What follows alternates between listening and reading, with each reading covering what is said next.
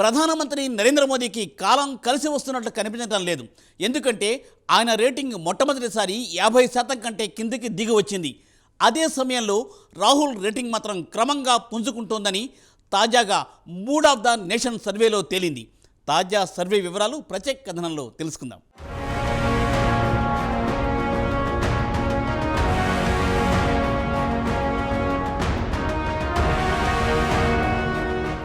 తాజా mood of nation పోల్ను ఓ జాతీయ పత్రిక ముద్రించింది. సర్వేలో పలు ఆసక్తికరమైన అంశాలు వెలుగు చూశాయి. ఏడాది జూన్ 4న లోక్సభ ఎన్నికల ఫలితాలు వెలువడిన తర్వాత నుంచి పరిస్థితులు మాత్రం బీజేపీకి అనుకూలంగా లేవని ఫలితాలను బట్టి తెలుస్తోంది. అయినా మిత్రపక్షాలతో కలిసి మోదీ ప్రభుత్వాన్ని నడుపుతున్నారు. వాస్తవానికి చూస్తే లోక్సభలో బీజేపీ మైనార్టీలో పడింది. తాజా కంప్యూటర్ అసిస్టెడ్ టెలిఫోన్ సర్వే లేదా సిఏటిఐ నిర్వహించిన పోల్లో 1,36,463 మందిని పలకరించింది. 40,591 మందిని సి ఓటర్ జూలై 15 నుంచి ఆగస్టు 10 వరకు ఇంటర్వ్యూ చేసింది. మరో 95,872 మందిని గత 24 వారాలుగా ఇంటర్వ్యూ చేస్తూ వచ్చింది. ఇక అసలు ప్రశ్న విషయానికి వస్తే, వచ్చే ఎన్నికల తర్వాత దేశానికి అత్యుత్తమ ప్రధానమంత్రి ఎవరు అని ప్రశ్నిస్తే మొట్టమొదటిసారి నరేంద్ర మోదీ రేటింగ్ 50% కంటే తగ్గి 49%కి దిగొచ్చింది. ఇక రాహుల్ గాంధీ విషయానికి వస్తే చివరగా నిర్వహించిన సర్వేతో పోల్చుకుంటే కాస్త మెరుగుపడి 22%కి ఎగబాకింది. మోదీ తర్వాత రాహుల్ ప్రధాని అయ్యే అవకాశాలు ఎక్కువగా కనిపిస్తున్నాయి. మొత్తానికి చూస్తే మోదీ రేటింగ్ చివరగా నిర్వహించిన సర్వేతో పోల్చుకుంటే 7.3% క్షీణించింది.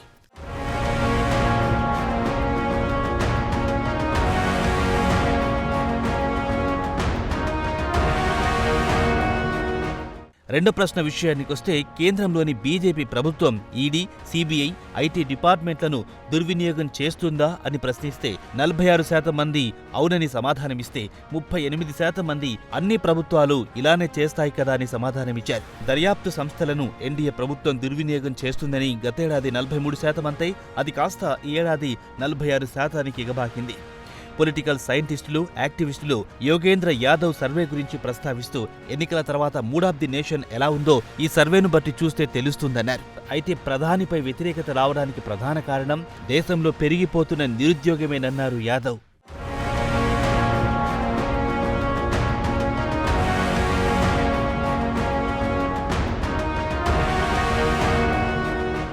ఇక లోక్సభలో ప్రతిపక్ష నాయకుడిగా రాహుల్ గాంధీ పనితీరు చాలా మెరుగుపడిందని 51% మంది కితాబిచ్చారు. వారిలో 24% మంది మాత్రం అత్యద్భుతమని ప్రశంసించారు. పార్లమెంట్ బడ్జెట్ సెషన్లో రాహుల్ ప్రభుత్వంపై చేసిన దాడికి టాప్ లీడర్స్ కూడా వెనుకంజ వేయాల్సి వచ్చింది. రాహుల్ను హిందూ వ్యతిరేకి అని ముద్ర వేయడానికి బీజేపీ నాయకులు ప్రయత్నించి విఫలమయ్యారని సర్వేలో తేలింది. ప్రతిపక్ష నాయకులతో పోల్చుకుంటే రాహుల్ రేటింగ్ గత 6 నెలల్లో 21% నుంచి ఏకంగా 32%కి ఎగబాకింది. అఖిలేష్ యాదవ్ విషయానికొస్తే ఫిబ్రవరిలో ఆయన రేటింగ్ 4% ఉంటే తాజాగా రేటింగ్ 8%కి పెరిగింది. ఇక ఇండియాలో ప్రధానమంత్రి పదవికి మోదీ తర్వాత అర్హుడు రాహుల్ అని తేలిపోయింది. 29% మంది అయితే ఆయన వైపు మొగ్గు చూపారు. ఇక ఇండియాలో నంబర్ 2 అమిత్ షా అని తేలిపోయింది. 20% ఆయన రేటింగ్ సాధించారు. ఆదిత్యనాథ్ విషయానికొస్తే 19%, నితిన్ గడ్కరీ విషయానికొస్తే 13% రేటింగ్ సాధించారు.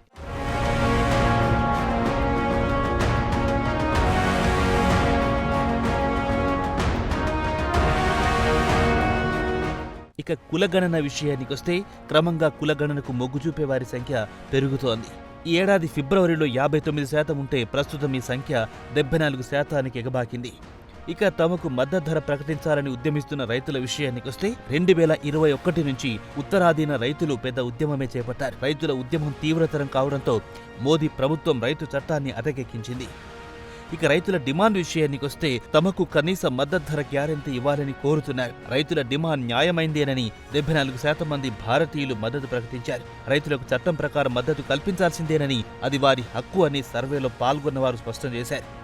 అదే సమయంలో మిత్రపక్షాలు కూడా రైతులకు బాసటగా నిలిచాయి. అయితే కేంద్ర ప్రభుత్వం 2019 నుంచి రైతులకు కనీస మద్దతు ధర హామీ ఇవ్వకుండా కేంద్రంలోని బీజేపీ సర్కార్ తప్పించుకు తిరుగుతోందన్న ఆరోపణలు ఎదుర్కొంటోంది.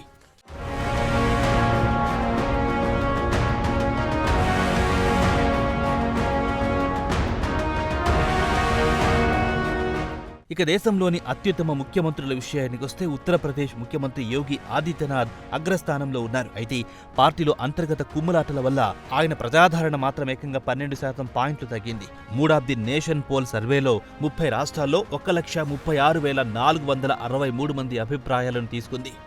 33% మంది అత్యుత్తమ ముఖ్యమంత్రిగా యోగి ఆదిత్యనాథ్ వైపు మొగ్గు చూపారు. ఇక రెండవ స్థానంలో ఢిల్లీ ముఖ్యమంత్రి అరవింద్ కేజ్రీవాల్ నిలిచారు. ఆయనకు 13.8% ఓట్లు దక్కాయి. తృణమూల్ కాంగ్రెస్ కు చెందిన మమతా బెనర్జీ 9.1%తో మూడవ స్థానంలో నిలిచారు. తమిళనాడు సీఎం ఎంకే స్టాలిన్ 4.7%తో నాలుగవ స్థానంలో నిలిస్తే ఏపీ ముఖ్యమంత్రి చంద్రబాబు నాయుడు 4.6%తో ఐదవ స్థానంలో నిలిచారు.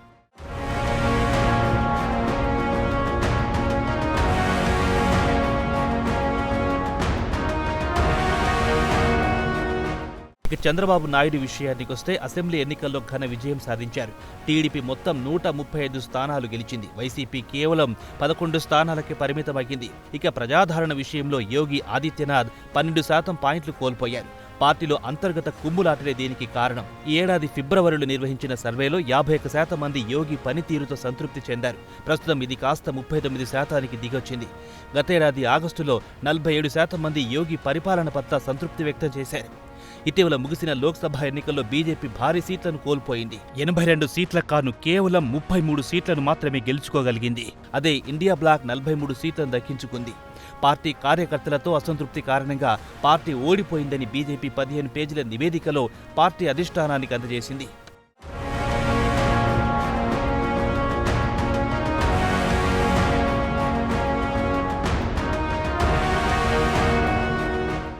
Mood of the nation popularity విషయానికొస్తే మమతా బెనర్జీ ప్రజాదరణ ఈ ఏడాది ఫిబ్రవరిలో 33% ఉంటే అది కాస్త 46%కి ఎగబాకింది. లోక్సభ ఎన్నికల్లో బీజేపీని దీది గట్టిగా ఎదుర్కొంది. 28 లోక్సభ స్థానాల్లో గెలవగా బీజేపీ 18 సీట్లను కైవసం చేసుకుంది. కాగా దీదిపై అవినీతి ఆరోపణలు, సందేకాలి భూకబ్జాతో పాటు ఆమె పార్టీ నాయకులు లైంగిక వేధింపులకు పాల్పడ్డారన్న ఆరోపణలతో బీజేపీ లబ్ధి పొందాలనుకుంది. కానీ దీది ముందు బీజేపీ ఆటలు సాగలేదు. మొత్తానికి చూస్తే మోదీ ప్రజాదరణ తగ్గిందనేది మాత్రం వాస్తవం. మరి మోదీకి ఇది వేకప్ కాల్ అని రాజకీయ విశ్లేషకుల అభిప్రాయం.